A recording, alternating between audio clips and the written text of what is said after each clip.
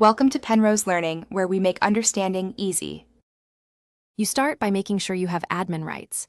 You can't change system power without them.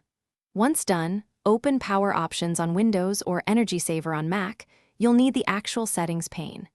Make sure the device is plugged in for reliable testing, and decide whether you're changing battery, AC power, or both. This first step gets you to the controls you'll modify next, so don't skip verifying access and the correct power profile. Now you adjust the timers. Set sleep to never or a long interval for both battery and plugged-in profiles.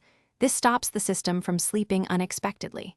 Disable hybrid sleep and hibernation if present, or raise their timeouts so they don't trigger during work.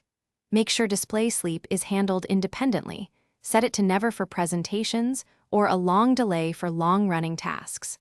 Once these choices are set, you reduce unwanted interruptions while understanding which option prevents which power state transition.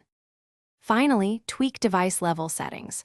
Open Device Manager and stop network adapters or USB hubs from allowing the computer to sleep, because these often trigger sleep.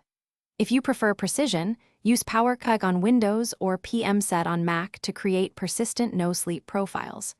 Restart the machine to apply everything, then test by leaving it idle for 10 to 15 minutes.